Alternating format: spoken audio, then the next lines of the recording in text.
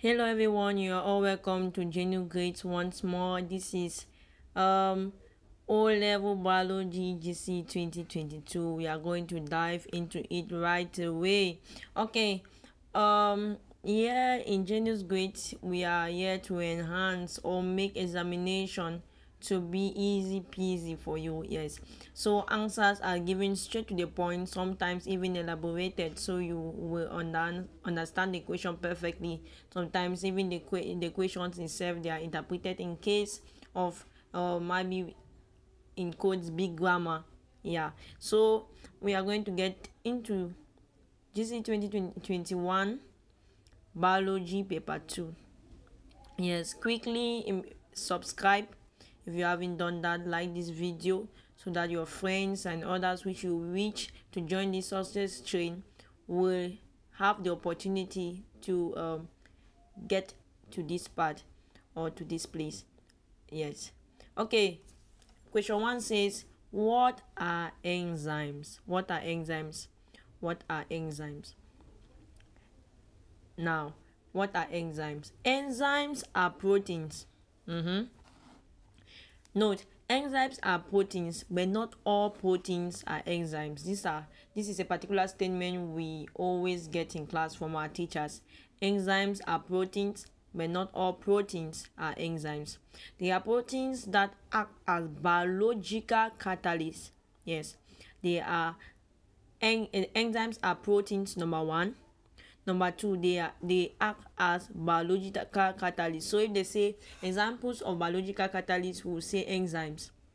So these proteins, which are biological catalysts, they help accelerate. What is accelerate? Fast movement, speed up chemical reactions, but remain unchanged at the end of the reaction. So these characteristics, they are proteins. Yes, proteins give their chemical composition.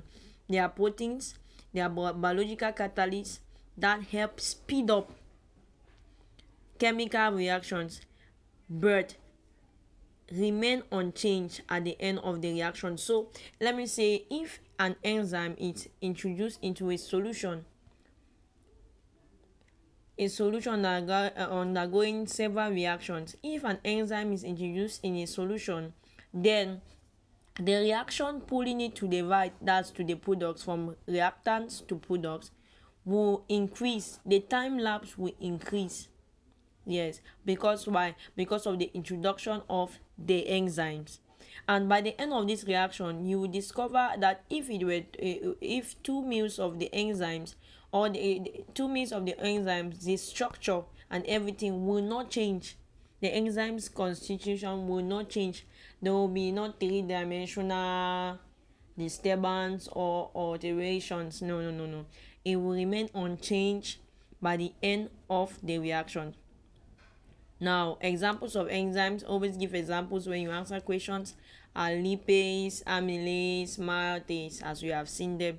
So quickly you go through, you can get your notebook, you note them down, so you revise. Yeah, okay. B, list 5 characteristics of enzymes. 5 characteristics of enzymes from the definition.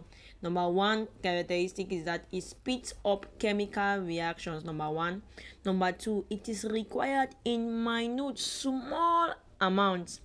Smaller amounts create a great change and are not altered during reactions. Yes, they said from this definition, it explained that enzymes remain unchanged and they are needed in minute amounts. You must not put a whole bucket, a whole room of enzymes before a reaction is speed up.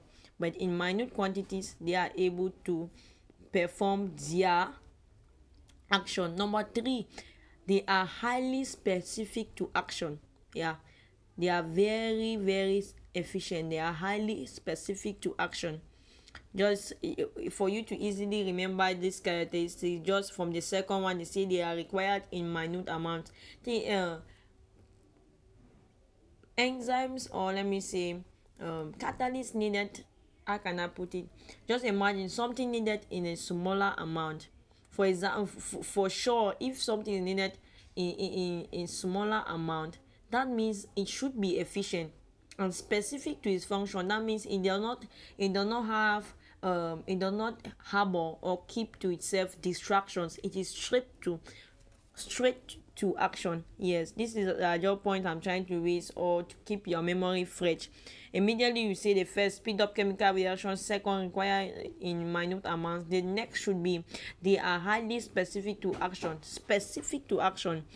Okay, now the fourth says they are affected by temperature, pH, etc. Yes, they are affected by temperature for sure. You should know that the three-dimensional shape of enzymes can be destroyed. They can be altered. Yes, can be destroyed in unfavorable conditions, leading to no results. Yes, if the structure of enzymes are being destroyed, or let me say the three-dimensional shape is being altered. Yes, if it's been altered, maybe what the part was large, a particular end was large, but wait. At the tail, let me demonstrate here. Let me demonstrate this.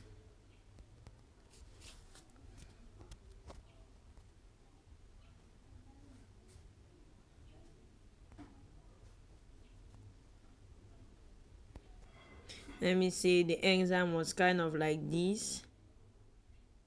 No. If the enzyme was kind of like this, let me see, like this, and then where it was supposed to fit, it was like this,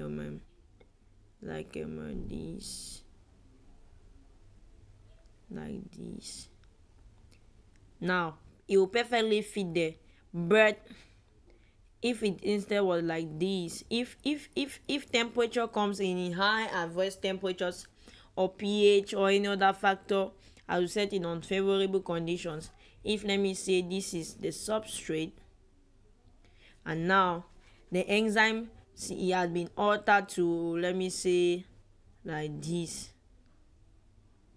and this part is supposed to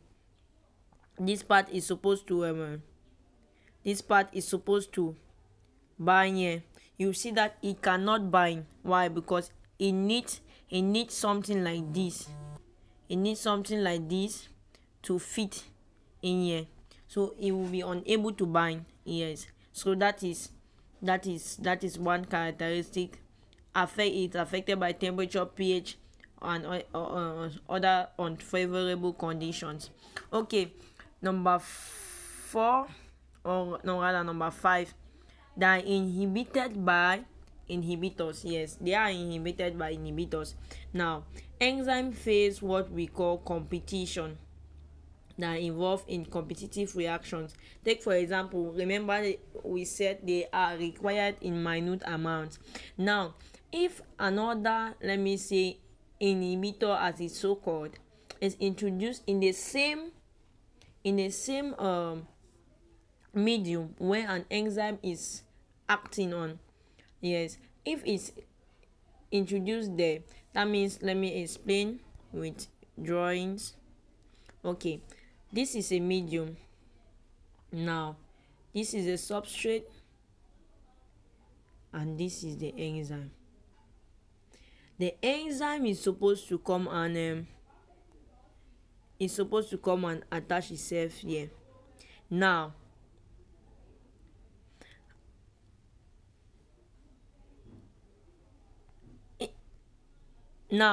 this is the enzyme, and we want to introduce a second inhibitor. Let's say this is the inhibitor. Now this is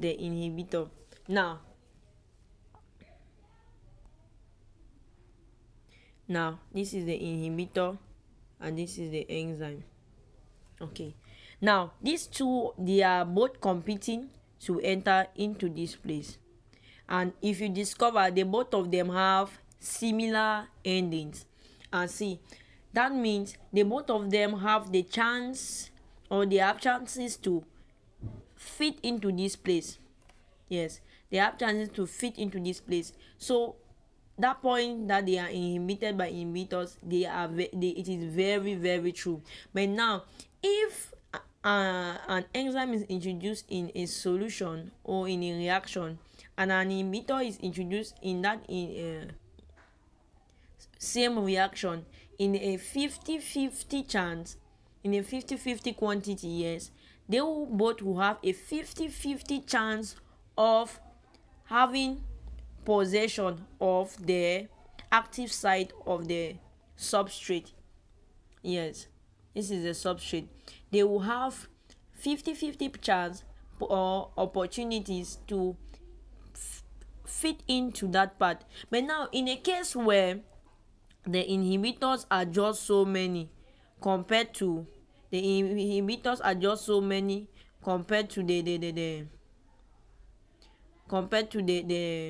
how do they call it, the enzyme. Maybe you have just two enzymes, for example, whereas I just for example that I'm calling calling two. Yes, calling two. Yes, it's just for understanding sake. Say for example the quantity of enzyme is just 2, and then the quantity present for the inhibitor is 4. Obviously there will be less chances for the enzymes to come into this place. So what happens is the inhibitor will have more chances of fitting this place, and when this inhibitor fits here, then the reaction will not take place. Yes, so that's it. Okay, see, what is the importance of proteins to man? The importance of proteins to man. Number one, they repair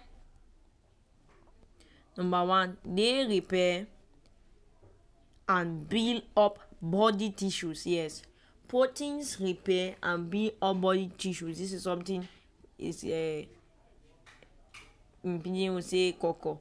They repair and build up body tissues. This is one easy function. Another thing is that they provide source of energy.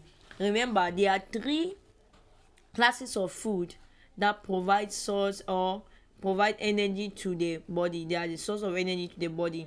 We have the carbohydrates, we have the fats, and we have proteins. So if there is no carbohydrate in the body, because that's where the energy is first of all converted. Carbohydrate is converted to energy. Yes, so if there is not, in the absence of carbohydrate, we then have fat being converted as a source of energy to the body. But if fats is no more there, they will go to proteins. So proteins, they are source of energy to the body, aside from being repairers and build up materials for body tissue. Yes. Number 2, they assist in cellular repair. It's kind of a similar thing. So if we want to restructure the importance, we'll say number 1, build up body tissue. Number 2, provides energy as an energy source. Yes. Number 3, cellular repair, assist in cellular repair. Number 4, form blood vessels. Yes, proteins form red blood cells. Yes, they form blood cells. Yes, they coordinate body function. Yes, if they are able to repair and build up body tissues, if they are able to form blood cells, if they are able to provide energy for the body, of course they coordinate body functions.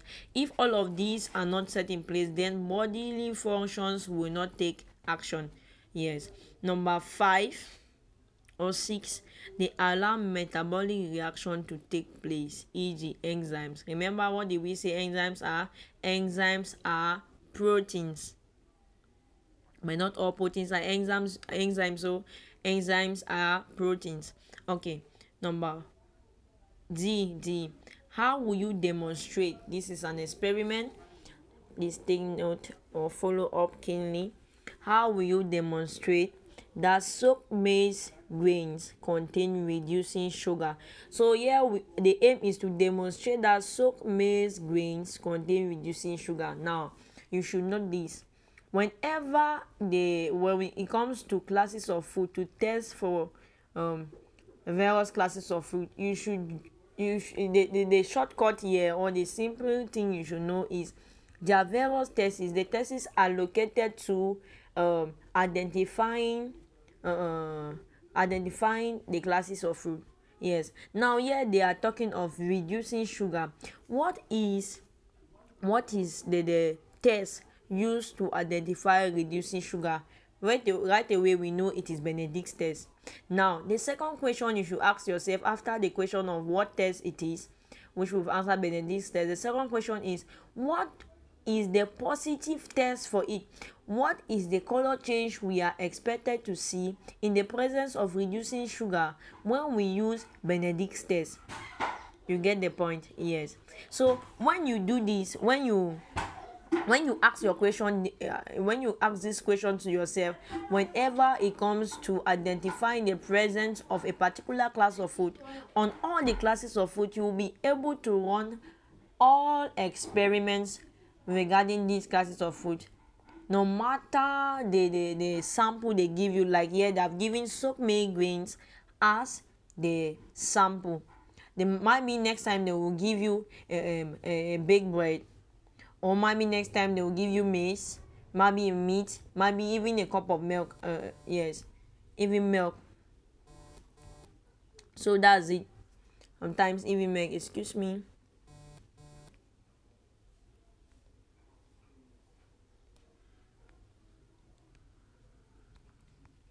Sometimes even milk, they'll give you, they can just choose and give any kind of sample, but all is that they want to see, especially in theory, all is that they want to see you giving the step-by-step ways to detect the presence of that class of food. Okay, apparatus. Soaked maize grains, of course, because that's the sample that I've given so far. Pestle and mortar, one essential tool. In all of this, you must always macerate, you must pound, you must create a mixture of your sample giving.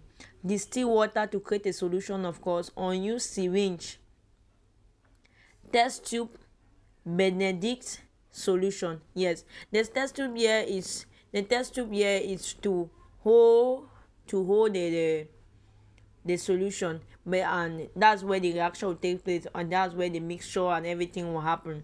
Sometimes it's good to have two test tubes, so that when you create your solution, you transfer all solutions into the first test tube, and then you now transfer the required meal in case you want to use that solution to do other food tests. So you transfer the requirement maybe to one meal to another clean test tube, and then now you do the test for that, for the reducing sugar, maybe the ask presence of proteins in the next stage. You put another 2 minutes, another test tube, and then you do it. Yes, so that's the use of the test tube. Benedict solution here is to do your test. Yes, this is the Benedict solution is here to do the test. Filter paper is here to sieve and make a good solution free of particles. And the baker, yes, in case you don't want to use two test tubes, you can use the baker, so that when you create the solution, you put it inside, and then from the baker you can use a syringe, maybe an unused syringe, to transfer 2 meals, 1 meal, the required quantity of sample into your test tube where the reaction takes place. Okay, procedure. All right, first of all, the maize, the soaked maize grains, procedure. The maize grain is macerated using the mortar and pestle. Macerated, big grammar. Macerated, it means it's pounded, it's crushed. Yes, so the what the English term they usually use in textbook is macerated.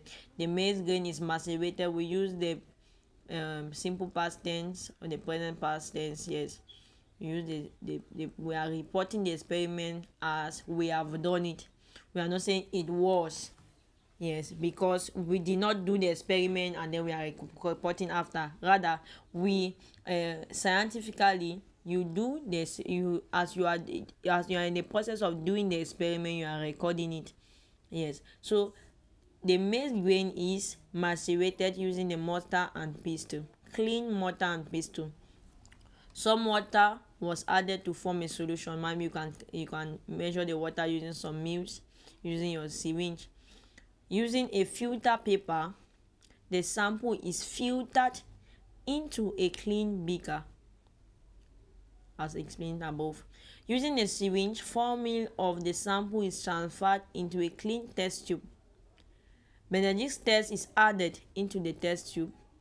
Benedict's test is added into the test tube. Now, the observation. This is the observation.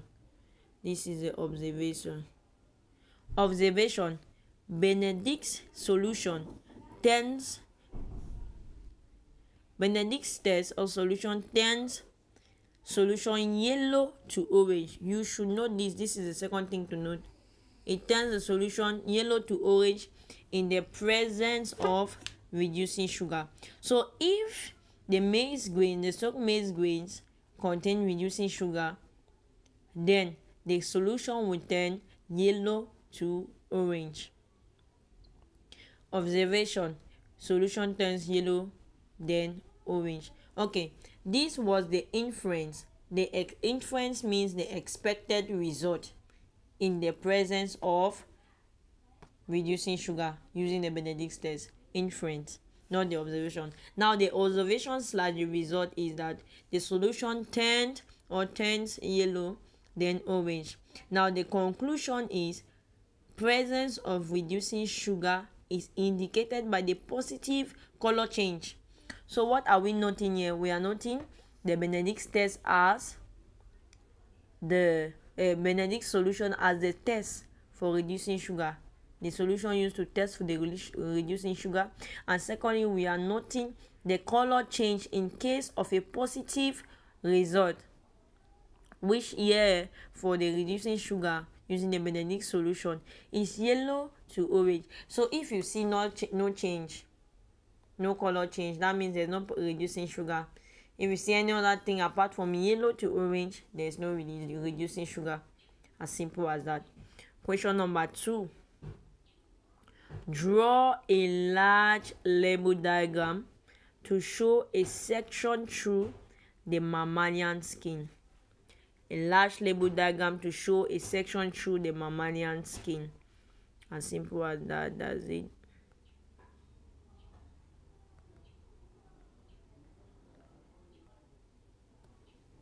That's it. Let me try to slide the screen so that we will be able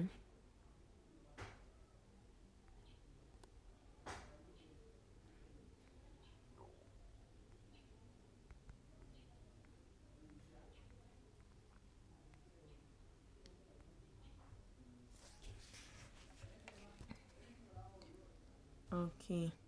So this is the skin. This is the skin. Here we have the hair shaft. Here we have the pore of sweat gland. Yes, this is the epidermis. The epidermis, the upper layer of the skin. We have the hair shaft. This is hair follicle. This is the hair follicle. This is the hair follicle moving out of the epidermis. This is the hair shaft.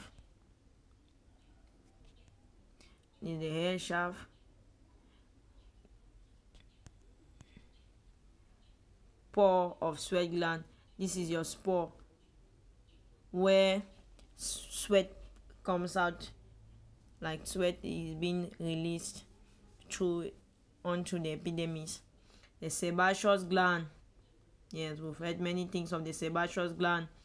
The hair erector muscle. Yes, from its name, you know the function. Okay, the dermis is the skin. fat cells, blood capillary. Of course, there must always be a blood capillary. This is the skin, the blood capillary. As simple as that. That is a diagram of the skin. A large label diagram of the skin. Okay, how does the skin function in number 1, protection?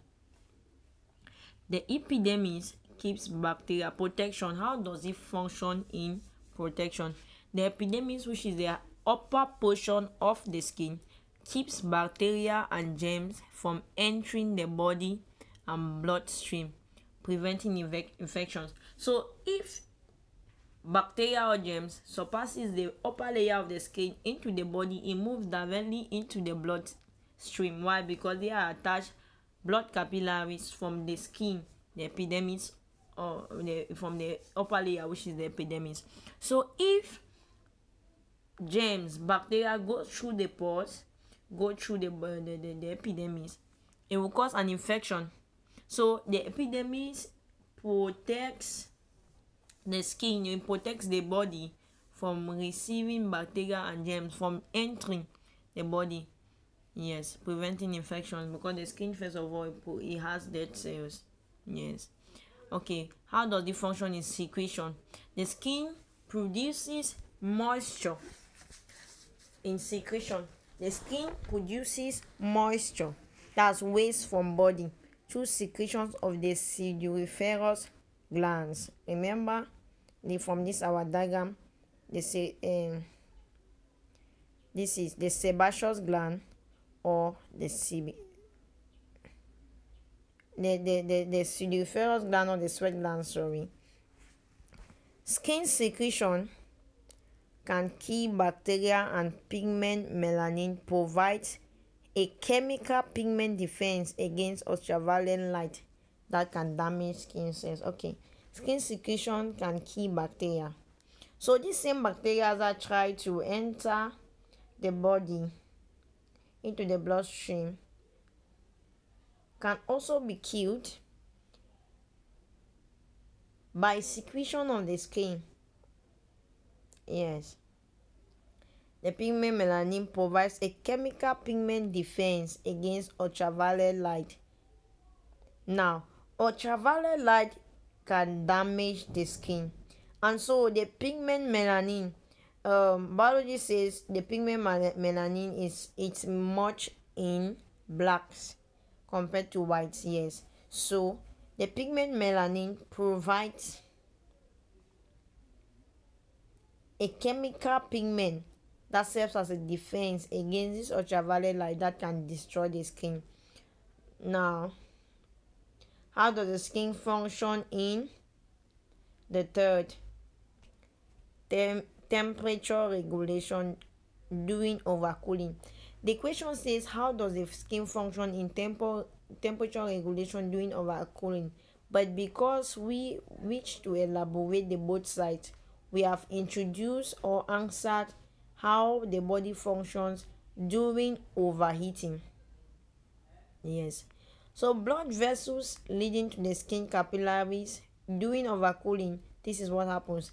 The blood vessels, remember we said they are blood capillaries within the skin.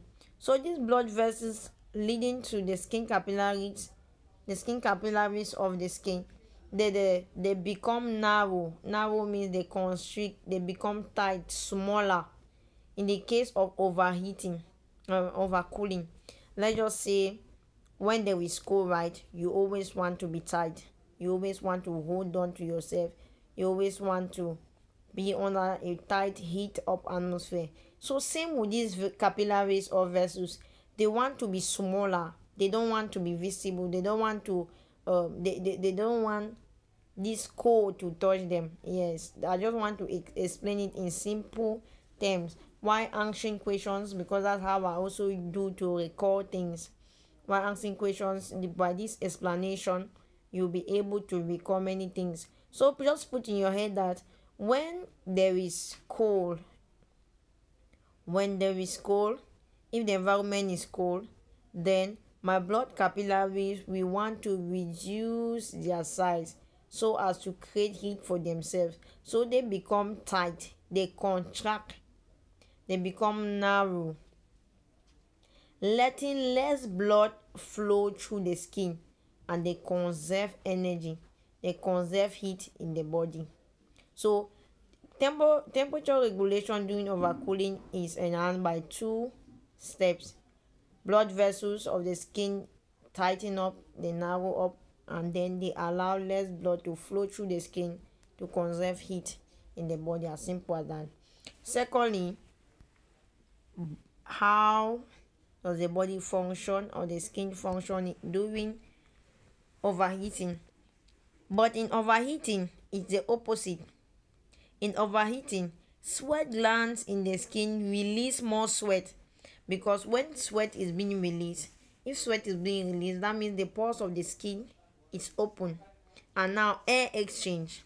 Yes, so when there is overheating in the body, the sweat glands release more sweat.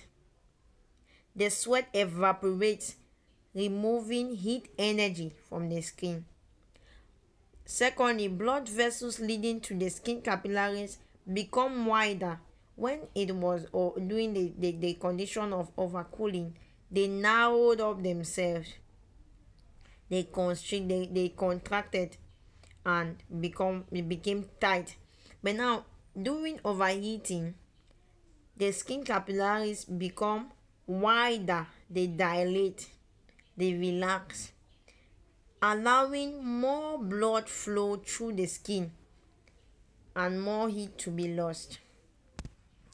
Question number 3. Distinguish between the following pairs of terms: diploid and haploid. Diploid, haploid. From the name di means two. Diploid and haploid. Di means two, haploid means one. Okay, diploid consists, this is talking about chromosomes. Diploid will always refer or consist of two chromosome sets in their somatic cells. Remember that chromosomes, with chromosomes we have sex chromosomes and we have somatic chromosomes. Those who are, yes, so chromosomes are just sex chromosomes are just two. You get it now? Yes. So somatic cells consist of this thing. For the diploid, it consists of two chromosome sets in their somatic cells, just two. While in haploid, it consists of a single chromosome set. Take note. Secondly, the somatic cells consist of 46 chromosomes each.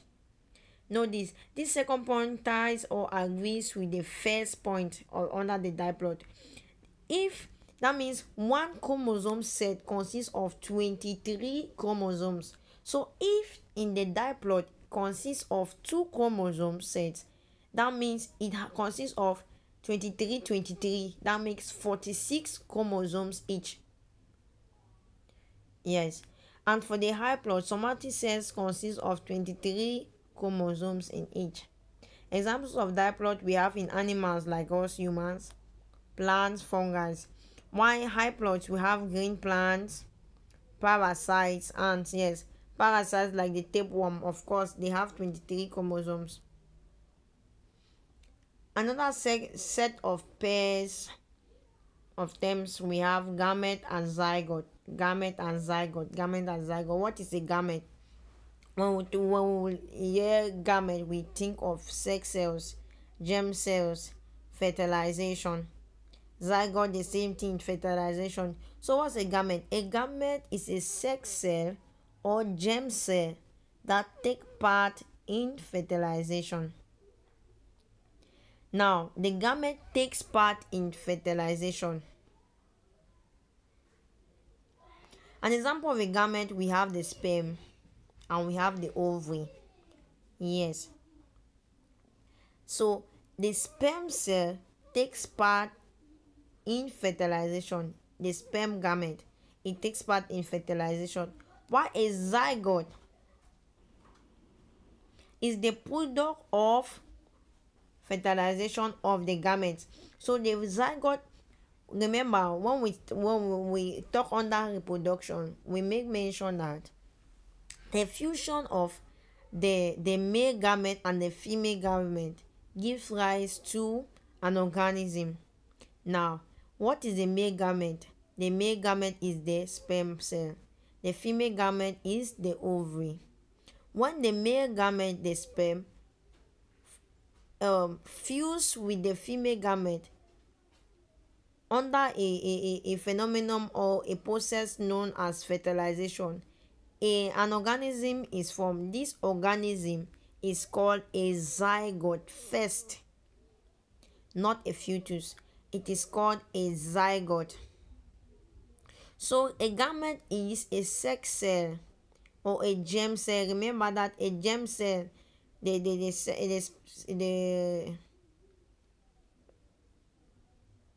sperm is a germ cell because they multiply. Yes. And they take part in fertilization. While when they fuse, they form a zygote, which is a product of fertilization, as earlier explained. The gametes have two types. There are two types of gametes, the male and the female gametes. You can elaborate more by identifying them. While the zygote, there is just one zygote. Yes, there's just one type of zygote. We don't have male zygote or female zygote. Instead, the male and female gametes unite or fuse together to form one type, which is a zygote. Thirdly, the gamete carries characteristics of only one parent. Yes, of course, because the gametes come from only one parent. The gamete of the male comes from the male, while the gamete of the female comes from the female. But the zygote, which is a combination of the fusion of these two gametes, for sure, it is like co-dominance in genetics. The both of them unite to form an intermediate, which is made up of characteristics of the male and the characteristics of the female. So the gamete carries characteristics of only one parent, while the zygote carries characteristics of both parents. Okay. Question number 3B. This is genetics we are into now. Please concentrate. A poultry farmer crossed purebred white fowls with purebred black fowls, and all offspring were blue. A poultry farmer crossed purebred white fowls with purebred black fowls. White crossed with black purebred fowls, and the offspring were blue. Is this magic? We'll discover. We'll unveil the mystery. When two of these blue fowls were crossed, it was observed that one of the 492 F2 fowls produced, that out of these 492 F2 fowls produced, 121 were black, 125 were white, and 246 were blue. Now, I says, using appropriate genetic symbols and diagrams, explain genetics of the crosses. Now, we are not going to dive directly into the answer, but we are going to understand this mystery. They said, purebred white fowls, take note of the colors, purebred white fowls crossed with black fowls to give blue fowl. It looks kind of tricky, but it's something simple. If you were attentive when I answered when I explained the last part of the difference between a gamete and a zygote, I talk of partial dominance, incomplete dominance. Yes, I talked of that. Yes, when two characteristics come together none of them is dominant against the other, none is recessive against towards the other, but rather they come together producing an intermediate.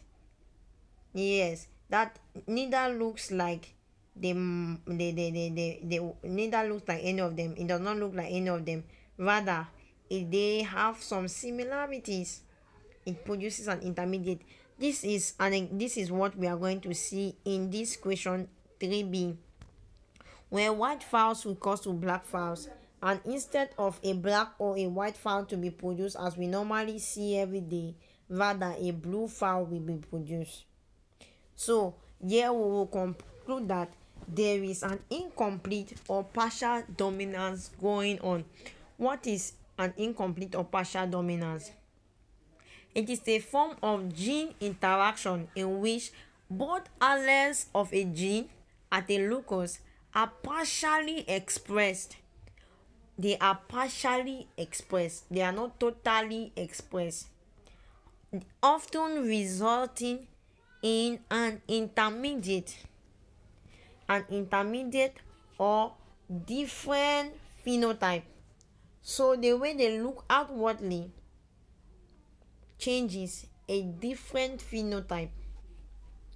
So we are going to explain the cross between a black and a white fowl. We are going to define the genotypes. The genotypes of a black fowl is B. Oh, this thing has shifted though. Let me edit and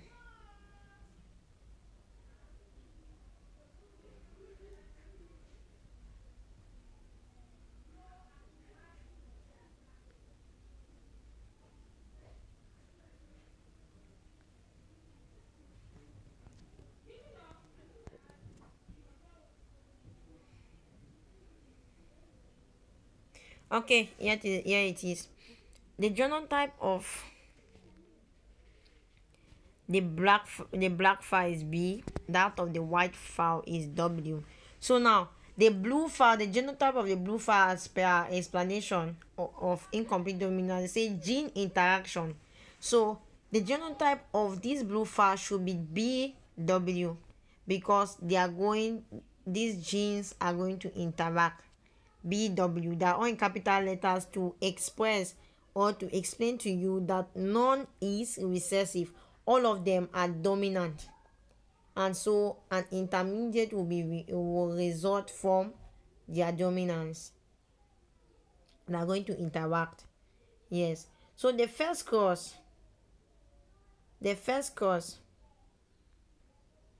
black fowl cross with white fowl for cross 1. Genotypes, that's BB will cross with WW. We are going to use the Punnett square.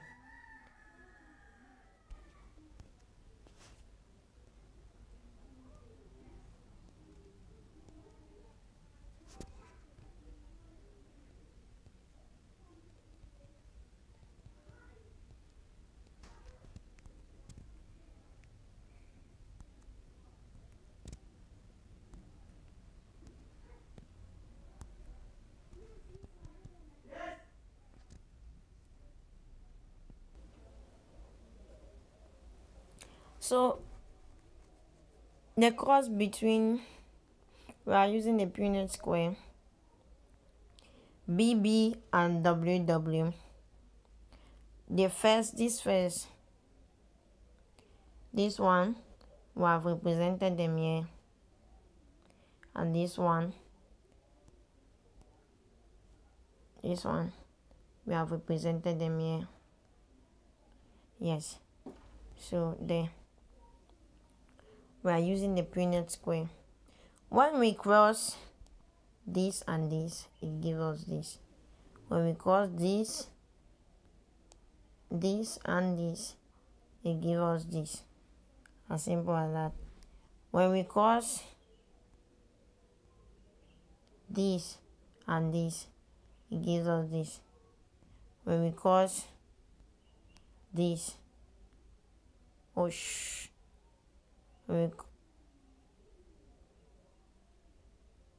oh man, when we cross this and this, it gives us this. When we cross this and this, it gives us this. When we cross, let me choose a different color. When we cross this and this, it gives us this. And when we cross this and this, it gives us this. So that's how you cross with Punnett square. So for the F1 generation, we discover that all offsprings give us BW. So genotype is BW. As the equation said, it said black crosses with white will give blue. And we have expressed it, we expatiated here to show that blue fowl will give BW. Blue fowl's genotype is BW. So all offsprings are BW. That's the genotype, BW. So the phenotype is blue fowl. Now the second clause says when the F1 generation were crossbreeded, they did self-cross between the blue fowls. It was discovered that the cross between F1 offspring gives offsprings of F2 generation. That's the cross 2. So blue fowl cross with blue fowl. This is the Punnett square. If let's use our normal cross that we do in school, that's BW cross with BW. So if you want to cross this BW, so we have BB, BW,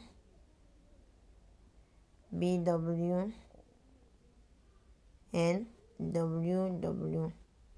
Yes, we have WW. So we discovered that our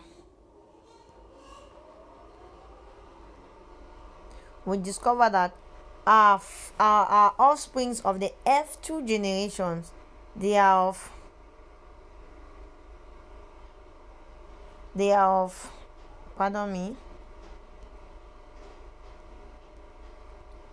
they are of black, blue, and white. As explained, the question said when the F1 offsprings, that's the blue fowl, were crossbreeded or self-crossed among themselves. Yes, I'm doing tautology so you understand. Oh, yes, we discovered that out of the 492 fowls, or is it 492 fowls of the F2 generation, this is it.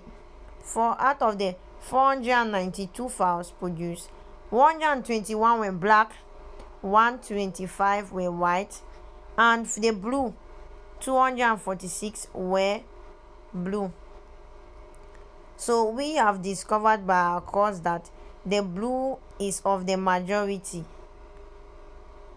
The blue is of the majority, and the black and the white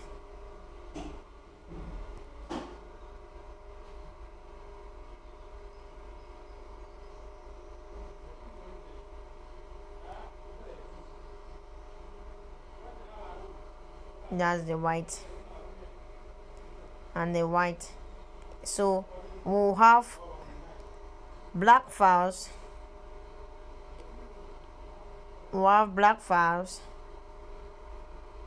as offspring, blue fowls and white fowls. So as simple as that, the course is done. Hope you understand. Follow keenly, repeat the process if you don't understand, and follow me in a slow motion way so you understand. So that is it. So our offspring, so the question always gives you your outcome, but now they said using appropriate symbols, drawings, diagrams, you should express or explain what's going on. Explain the genetics in these words. Yes. So question number sub I2 says, what is the expected result of a cross between a blue and a black fowl? Simple. Blue fowl cross with black or white, a blue and a black fowl. Sorry, it's a blue and a white fowl. What is the expected cost of a blue and a white fowl? So if we want to use our normal cost we know in school, what's the genotype for the blue? The genotype for the blue is BW, and it crosses with what? The white fowl. White fowl is WW.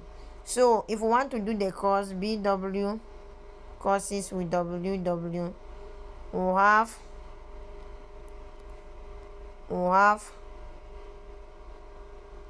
this BW,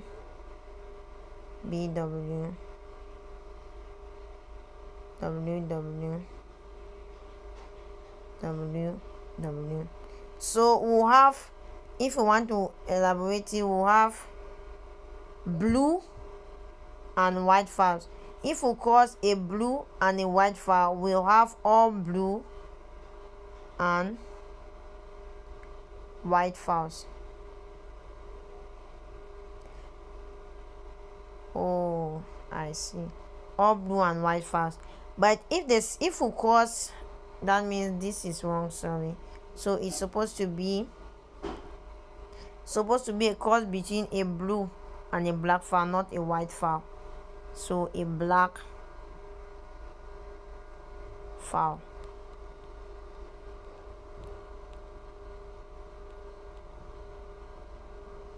A blue and a black fowl. So if we are doing the cross, a blue BB cross with black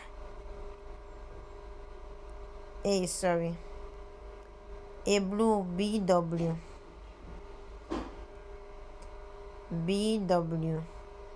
crosses with black BB.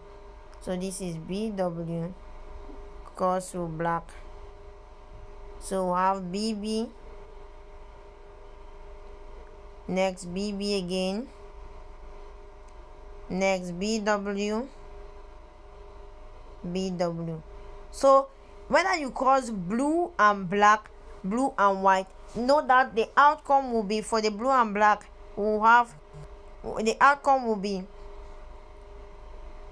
black and blue. When we cross with white, the outcomes were blue and white. So that is it. The outcome for a blue cross with a black will have just blue and black fowls. Yes, just blue. Genotype.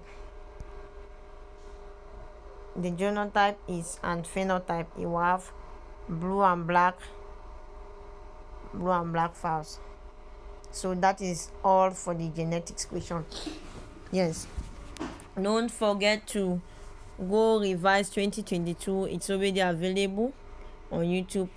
I'm doing this tutorial when it's already available on YouTube, so go and check, go and do it. Before uploading this, I'm going to put a description.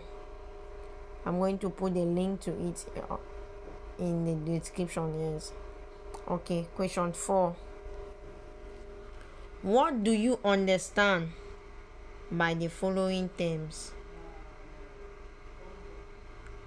What do you understand by the following terms? Number 1, biotechnology. Wow, that's a big term. Biotechnology. From the word bio, there's some biology inside, biological something inside. Technology now deals with advanced technology. Talks of maybe the computer system, something advanced. So biotechnology is a technology that uses biological systems or living organisms to create or modify products for a particular purpose. Yes, it can also be defined as an application of technology to modify. So biotechnology is talking about modifying biological systems, a technology to modify the biological functions of an organisms by adding from another organism. Talks about manipulation. So there's the definition of biotechnology, as simple as that. A technology that uses biological systems or living organisms to create or modify products for a particular purpose. Yes. Second term, genetic engineering. Genetics. When we hear of engineering or an engineer is someone who wants to always create more new things. Yes, he wants to create new things, want to fix things. So genetics or genetic engineering will for sure involve things by altering, panabitting.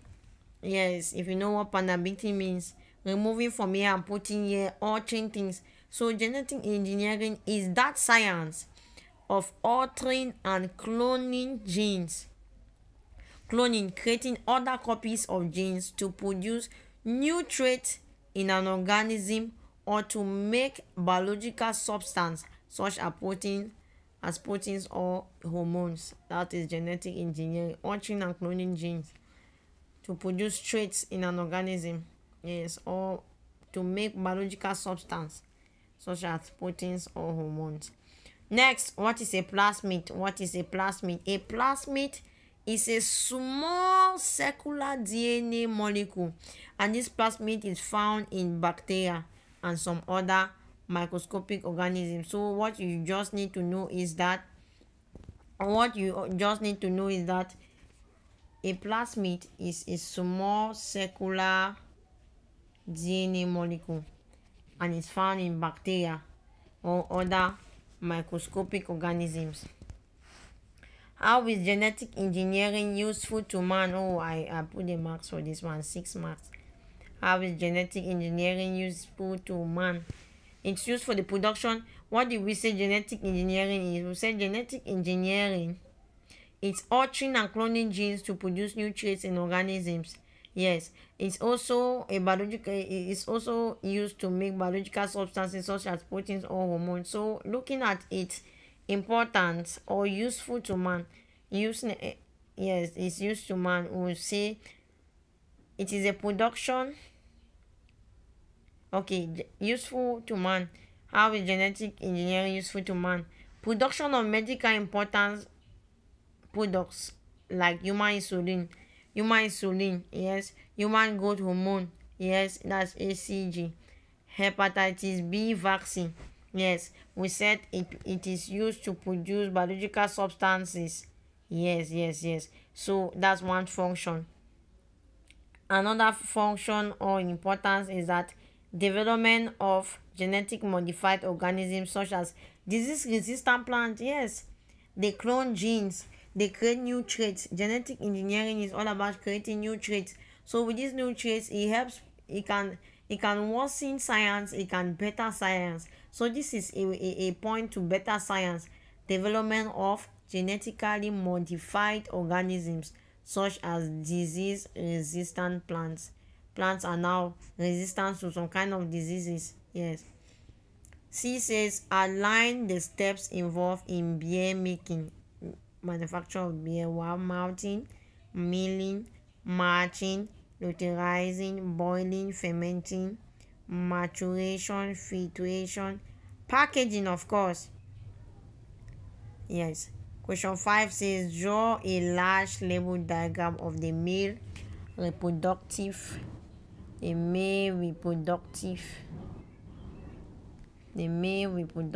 system. A large diagram of the male reproductive system. So there's the male reproductive system.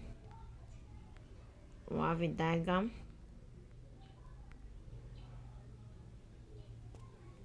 There's the male reproductive system. In the male reproductive system, we have the penis, of course. That's the penis.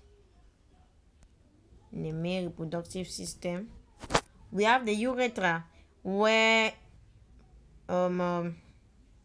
urine is being passed through. Yes, so the ureter has a connection with the urinary bladder. The ureter has a connection with the urinary bladder. The ureter also has connection with the epididymis. The epididymis is where sperms is being produced and stored. When upon ejaculation, then possible orgasm, yes, possible orgasm, or yes, sperms is being released now through this ureter, and then it comes out to the erectile penis. Yes, this is the testis.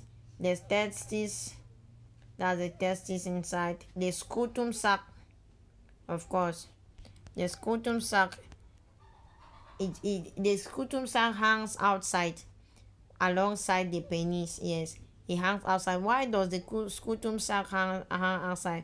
Remember, as you can see in the structure here, the scrotum sac contains the epididymis, and it is in that epididymis that sperms are produced.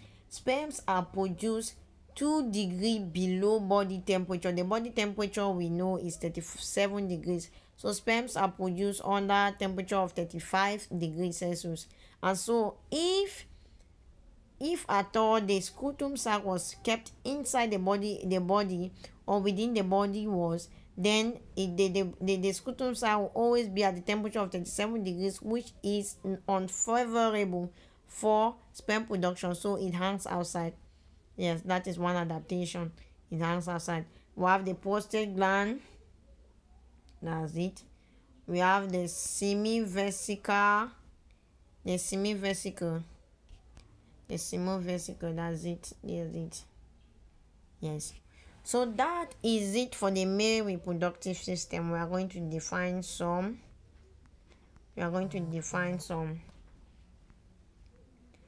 terms as we round up with 2021. Define the following terms. Reproduction. We have been talking of reproduction things, and now we are defining the reproduction. It's very simple. Reproduction is the production of offspring. Simple. But now by what process? By sexual or asexual process. So reproduction is creating, replicate, creating other offsprings. Yes, offsprings. So production of offspring by sexual or asexual process. The sexual process is done by man, and the asexual process is done by organisms like the tapeworm and all the like. Fertilization is second. Fertilization is a process of fusion of male gamete. Remember, we said during fertilization, the gametes fuse together to form a zygote. Zygote is the produce of fertilization. So fertilization process is the fusion of the male gamete called the sperm with the female gamete called the egg to produce a zygote. Pollination.